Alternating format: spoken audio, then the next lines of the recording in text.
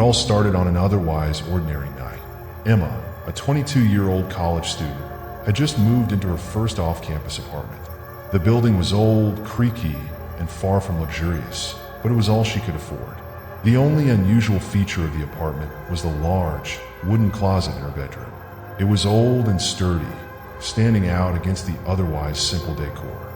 At first, Emma didn't think much of it. It was just a closet, a place to hang her clothes and store her shoes. But over the next few nights, things began to feel off. On her third night in the apartment, Emma lay in bed scrolling through her phone when she heard a faint sound. It was subtle, almost unnoticeable, like the rustle of fabric. She paused her music and held her breath. The sound stopped. Shrugging it off, she assumed it was her imagination or the old building settling, and went back to her phone. The following night, it happened again. This time, the sound was louder, a distinct creaking, as though someone was shifting their weight on a wooden floor. Her eyes darted to the closet. It was closed, just as she had left it. Telling herself it was nothing, she forced herself to fall asleep. By the end of the week, the noises became harder to ignore. Emma would hear soft thumps and scratches, sometimes so faint they could almost be dismissed. But they were coming from inside the closet. One night, she decided to investigate. Armed with her phone flashlight, she slowly approached the closet. Her fingers trembled as she reached for the handle. With a deep breath, she flung the door open. Nothing. The closet was empty except for her neatly arranged clothes and a few boxes. Emma let out a nervous laugh. "Get a grip," she muttered to herself. But as she closed the door, she couldn't shake the feeling that something, or someone, had been watching her. Things escalated quickly after that. Emma began waking up in the middle of the night, her heart pounding for no apparent reason. The closet door, which she always made sure to shut before bed, would be slightly ajar when she woke up. She tried to blame it on a draft or her own forgetfulness, but deep down, she knew better. One night, as she lay in bed, she heard it again, the unmistakable sound of breathing. Not hers. This was heavier, slower. It was coming from the closet. Her blood ran cold. She stared at the door, her mind racing. Was someone in there? Was she losing her mind? Gripping her phone tightly, she turned on the flashlight and pointed it at the closet. The door was open, just a crack. "Hello," she whispered, her voice barely audible. Silence. She debated calling the police, but felt ridiculous. What would she say? That her closet was breathing? She decided to leave the apartment for the night and stay with a friend. As she packed a small bag, she couldn't shake the feeling that she was being watched. The next morning, Emma returned to her apartment. The closet door was wide open. Her clothes were scattered across the floor, and one of the boxes had been overturned. Her stomach dropped. Someone had been in there. She called the landlord immediately. He brushed her off, claiming it was impossible. "The building's secure," he said. "No one could have gotten in." Determined to prove she wasn't crazy, Emma installed a small security camera in her bedroom, pointing directly at the closet.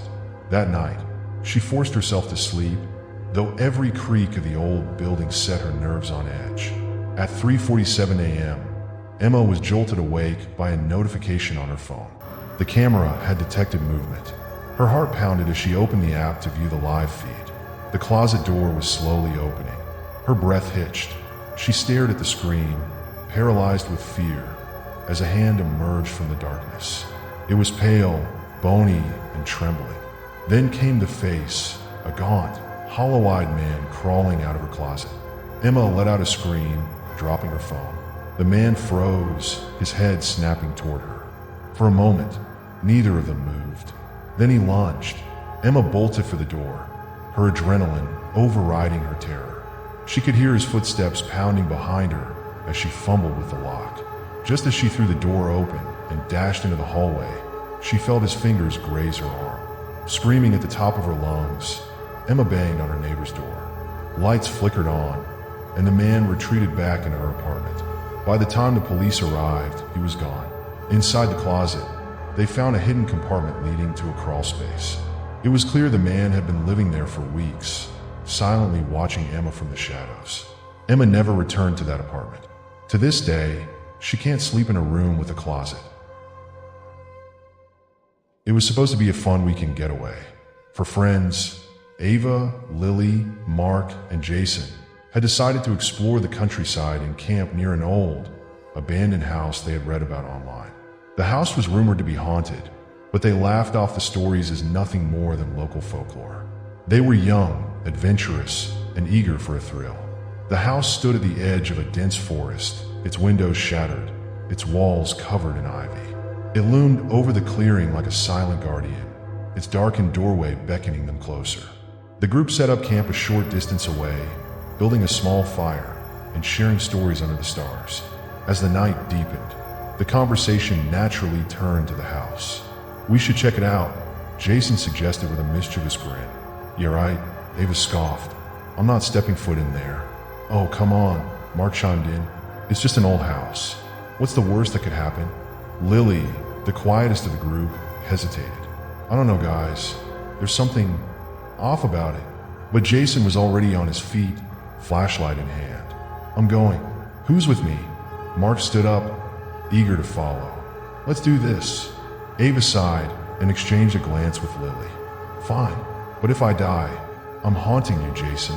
The four of them approached the house, their footsteps crunching on the gravel path. The air grew colder as they neared the entrance, and an unnatural silence seemed to envelop the area. Inside, the house was worse than they had imagined. The floors creaked with every step, and the walls were covered in strange, faded symbols. Dust motes danced in the beams of their flashlights, and the air smelled of mildew and decay. "This place is creepy as hell," Ava muttered, her voice barely above a whisper. Jason laughed. "That's the point." They explored the ground floor together, sticking close as they moved from room to room. Most of the rooms were empty, save for broken furniture and debris. But in one corner of the living room, they found something strange, a small wooden box covered in intricate carvings. "What do you think's inside?" Mark asked, reaching for it. "Don't," Lily blurted out, grabbing his arm. Her face was pale, her eyes wide. "Just don't touch it." Jason rolled his eyes. "It's just a box, Lily. Chill out." But for once, Mark listened to her. They left the box untouched and decided to head upstairs. That's when things started to go wrong. As they ascended the narrow staircase, the air grew heavier, almost suffocating. The upstairs hallway stretched out before them, lined with doors that seemed to watch them. "I don't like this," Ava said, clutching Lily's arm. Jason, ever the thrill seeker, opened the first door. It led to a bedroom, its bed frame twisted and broken. He stepped inside, and Mark followed. "We'll check this room," Jason said. "You two keep going." Ava and Lily exchanged a nervous glance but nodded, continuing down the hallway. They opened a door at the end and found another bedroom, eerily untouched by time. The bed was neatly made, and a single doll sat on the pillow, staring at them with lifeless eyes. "I'm done," Ava said, backing out of the room. "This is too weird." They returned to the hallway, but Jason and Mark were gone. "Jason," Ava called out. No response. "Mark," Lily tried, her voice trembling. Silence.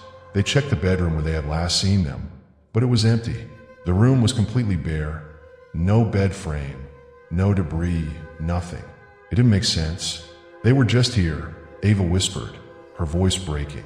Panic set in as they searched every room upstairs, their calls echoing unanswered through the empty house. Ava's flashlight flickered, and the oppressive silence grew unbearable. "They're messing with us," Ava said, more to convince herself than Lily. "They have to be." But deep down, they both knew something was wrong. When they returned to the ground floor, the wooden box was gone. "That's impossible," Lily said, her voice barely audible. "We didn't touch it. No one touched it." Ava grabbed her arm. "We need to get out of here. Now." They ran out of the house and back to their campsite, hoping to find Jason and Mark waiting for them by the fire, laughing at the prank they had pulled. But the campsite was empty. Their tents were still there, their belongings untouched. But there was no sign of their friends. Hours passed. They searched the woods, screamed their names, called their phones. Nothing. It was as if Jason and Mark had vanished into thin air. When the sun rose, they went to the local police station to report their disappearance. The officers listened, their expressions grim. "You said you were near the old Wright house?" one of them asked. Ava nodded. Yeah, why? The officer exchanged a glance with his partner. That place has a history. People go missing around there all the time. Most of them are never found. Lily burst into tears, and Ava felt a cold dread settle over her. Weeks turned into months. The search turned up no leads, no clues. Jason and Mark were gone, their disappearance a mystery that would never be solved. Ava and Lily tried to move on, but the memories of that night haunted them. And sometimes, when Ava was alone in her apartment, she swore she could hear faint whispers, Jason's voice, calling her name from far away. She never went back to the house. She never camped again, but the guilt never left her. It was supposed to be a peaceful weekend away from the chaos of life. Emma, a city dweller desperate for a break, had decided to book a secluded cabin deep in the woods. She craved silence. No honking cars, no glaring screens, just the calming embrace of nature. But peace was the last thing she found. The cabin was charming, nestled in a clearing surrounded by towering trees that swayed gently in the wind. The sun was beginning to set as Emma arrived, casting golden streaks across the dense foliage. She unpacked her things and settled in, lighting the fireplace to fight off the growing chill in the air. By the time night fell, the woods were eerily quiet. The silence was heavy, almost unnatural, broken only by the occasional rustle of leaves or distant hoot of an owl. Emma brushed it off. This was what she'd come for, after all. Quiet, solitude. But as she sat curled up on the couch, reading a book, she heard it. A sound so out of place it made her freeze. A baby's cry. It was faint at first, almost like a figment of her imagination. She sat perfectly still, her ears straining to confirm what she'd heard. And then it came again, clearer this time, unmistakable. A baby crying somewhere in the woods. Emma set her book down, her heart racing. She glanced at the clock. It was nearly midnight. What on earth would a baby be doing out here at this hour? She tried to rationalize it. Maybe a family was camping nearby. Maybe she wasn't as alone as she thought.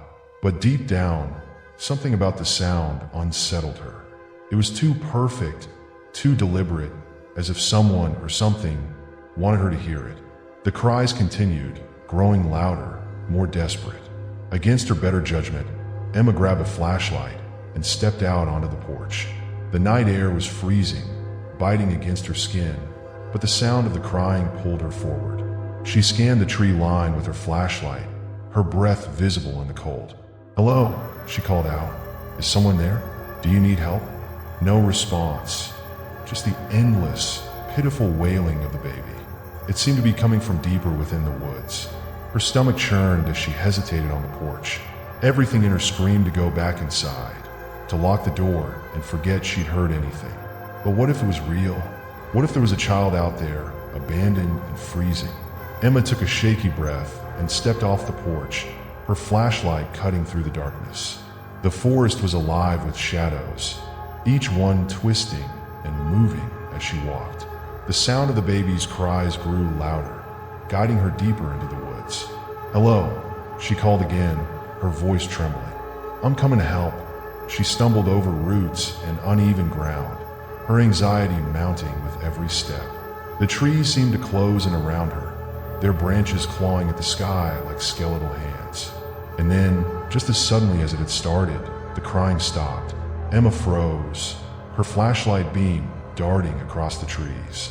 The silence was deafening, pressing down on her like a weight. "Hello," she whispered, her voice barely audible. Nothing. Her pulse quickened as unease settled over her. She spun in place, realizing she had no idea where she was. The cabin was nowhere in sight, and the trail she'd followed seemed to have vanished. Panic bubbled in her chest. She turned back the way she thought she'd come, but every direction looked the same. Endless trees, endless darkness. And then the crying started again. This time, it was directly behind her. Emma whipped around, her flashlight shaking in her hand. There was nothing there. No baby, no person, just empty forest. Her breathing grew ragged as she backed away, her mind racing. The cries were louder now, echoing all around her, as if the forest itself was wailing. "Who's there?" she shouted, her voice cracking. This isn't funny. A branch snapped to her left, and she swung the flashlight toward the sound. For a brief moment, she thought she saw movement, a figure darting between the trees. "Hello," she called, her voice trembling. No response. The crying abruptly stopped again, replaced by an eerie, oppressive silence. Emma's skin prickled as she realized she was completely alone, or so it seemed. She turned and started running, desperate to find the cabin, to find any sense of safety. Her flashlight bobbed wildly as she stumbled through the undergrowth, her breath coming in short, panicked gasps. And then she saw it. In a small clearing ahead, there was a bundle lying on the ground. It was wrapped in a tattered blanket, and from it came the unmistakable sound of a baby crying. Emma hesitated, her heart pounding in her chest. The bundle didn't move, didn't stir, except for the sound. Something about it was wrong, terribly wrong. She stepped closer, her legs trembling, and reached out with the flashlight. As the beam illuminated the bundle, the crying stopped. The blanket was empty. A cold hand brushed against her shoulder. Emma screamed and spun around, but there was nothing there. The forest was empty, silent, and suffocating. She dropped the flashlight and ran, her instincts taking over. She didn't know where she was going, only that she needed to get away. When she finally stumbled out of the woods, the first rays of dawn were breaking over the horizon. She collapsed onto the porch of the cabin, shaking and gasping for air. She never heard the cries again, but every night, as she lay in bed, she couldn't shake the feeling that something was watching her from the trees. And sometimes, when the wind howled just right, she thought she heard it, a faint, pitiful wail calling her back.